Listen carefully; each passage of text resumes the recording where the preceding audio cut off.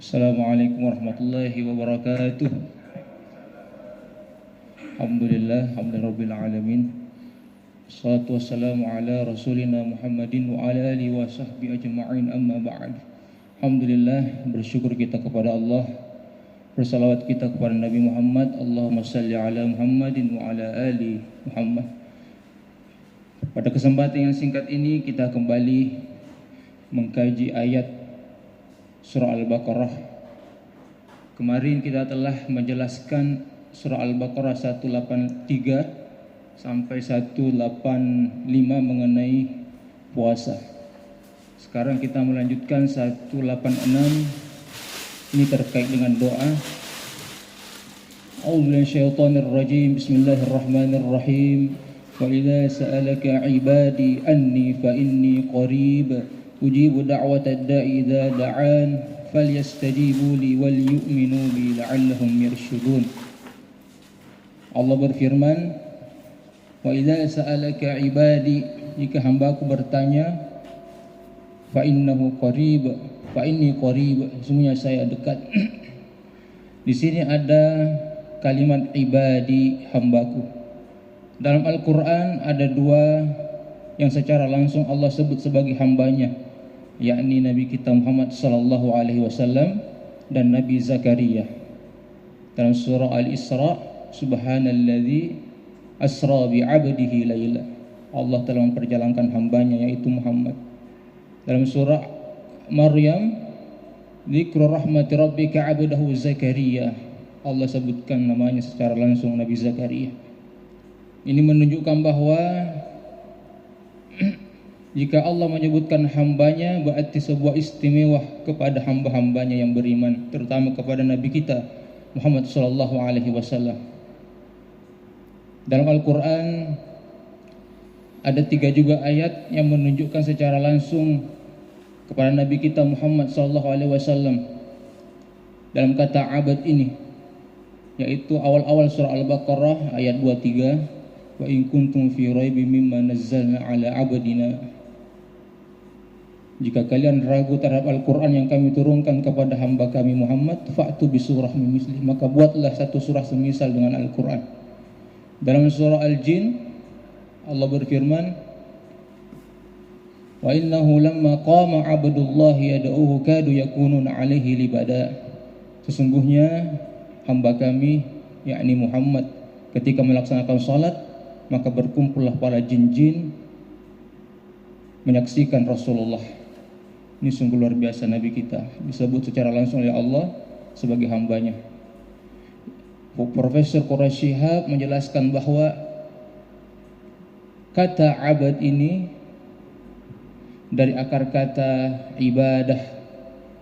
Allah menjuluki Nabi kita Muhammad SAW sebagai abadun, menunjukkan bahwa seluruh aktivitas Nabi kita merupakan ibadah. Maka dari itu contohilah Nabi kita. Sidang jamaah tarawih yang dimuliakan Allah, kita lanjutkan ayat yang tadi. Jika hamba-Ku bertanya, wahai Muhammad, tentang aku, maka katakanlah sesungguhnya aku dekat. Saking dekatnya Allah dalam surah Qaf, surah yang ke-50 ayat 16, wa nahnu aqrabu ilaihi min hablil warid. Sesungguhnya kami, kata Allah, sangat dekat daripada urat leher kita. Saking dekatnya Allah, kita nggak bisa melihatnya secara langsung. Ambillah contoh, kita baca buku, kita dekatin buku itu depan mata kita, tentu kita tidak akan mampu membacanya. Begitulah kedekatan Allah dengan hambanya. Maka dari itu, semua perbuatan kita akan senantiasa diawasi Allah. Inna rabbaka bil mirsad. Kita lanjut ayat yang tadi, bahwa Allah itu sangat dekat. Maka dari itu barang siapa yang berdoa kepada Allah, ujibu da'watad da'i idza da'an, maka Allah akan mengabulkan doa kita. Tapi syaratnya adalah berdoa yang sungguh-sungguh. Di sini ditekankan, ujibu da'watad da'i idza da'an, aku akan terima doanya bagi yang siapa yang mau berdoa. Artinya apa? Ternyata banyak yang berdoa tetapi doanya tidak bersungguh-sungguh, tidak khusyuk berdoa kepada Allah, hanya sekadar meminta. Kata Pak Quraisy Shihab, jika kita berdoa kita mengucapkan, ya Allah jika engkau menghendaki, maka kata-kata menghendaki ini berarti menunjukkan kita tidak bersungguh-sungguh berdoa. Maka dari itu beliau menekankan ketika kita berdoa, desak Allah Subhanahu wa taala, minta apa yang kita inginkan. Allah pasti mengijabah. Cara Allah mengijabah berbeda-beda. Allah langsung mengijabah secara langsung, atau Allah menundanya, atau Allah mengganti dengan hal yang lebih baik, atau Allah menghindari dari segala bahaya. Pasti Allah ijabah doa kita. Kalau tidak, mustahil Allah tidak mengijabah doa kita. Karena Allah itu maha baik.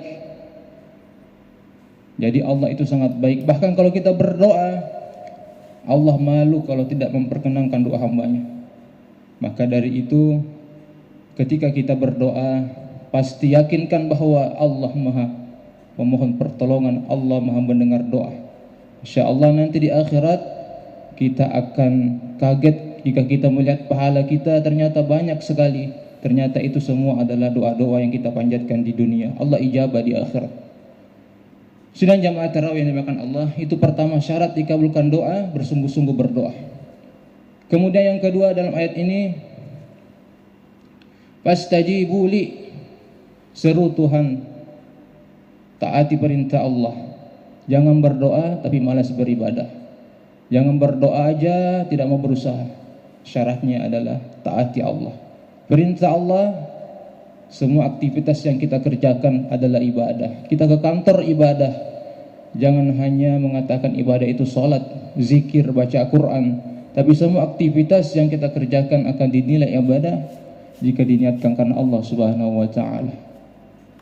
Maka dari itu kita sebagai karyawan, sebelum kita berangkat ke kantor kita niatkan, ya Allah, saya ingin berangkat kerja. Jika Engkau memberikan rezeki, dengan rezeki itu saya akan bersedekah. Dengan rezeki itu saya akan menafkahi keluarga saya. Insya Allah dengan niat seperti ini akan dinilai sebagai amal soleh sehingga dicatat pahalanya. Berbeda ketika kita bekerja, tidak ada niat dalam hati kita, maka hanya dinilai sebagai amal baik saja, tidak dapat pahala di akhirat. Itu yang kedua, syarat yang kedua, taati Allah. Kemudian yang ketiga dalam ayat ini kita diingatkan, yaitu setelah kita berdoa bersungguh-sungguh taat kepada Allah, maka berimanlah kepada Allah. Fal yu'minu bi. Ini syarat diterimanya amal ibadah kita. Sering digandengkan ayat illal ladzina amanu wa 'amilus shalihat. Dalam surah An-Nahl dikatakan bahwa man 'amila shalihan min dzakarin aw unsa wa huwa mu'min, syaratnya adalah beriman. Barang siapa yang beramal saleh, baik laki-laki maupun perempuan, syaratnya adalah mukmin. Falanuhyiyannahu hayatan thayyibah, maka Allah akan berikan kebahagiaan di dunia ini. Orang beriman, insyaallah segala amalnya tidak akan merugi di dunia, akan tetapi nanti di akhirat amalnya itu akan diberikan secara sempurna. Jadi di dunia ini semua nikmat yang diterima orang beriman, dia akan memanfaatkan semua itu dalam rangka mendekatkan diri kepada Allah Subhanahu wa taala. Ditutup dengan la'allahum yarsyudun, agar kamu mendapatkan kebenaran. Artinya apa? Semua rangkaian yang tadi kita sebutkan, bahwa semua itu akan memberikan kita kebenaran, bahwa ketika kita berdoa taat kepada Allah dan beriman kepadanya, Allah akan senantiasa menunjuki kita jalan kebenaran, sehingga kita akan senantiasa istiqamah di jalannya. Semoga kultum yang singkat ini bermanfaat. Mohon maaf lebih dan kurangnya mohon dimaafkan. Assalamualaikum warahmatullahi wabarakatuh.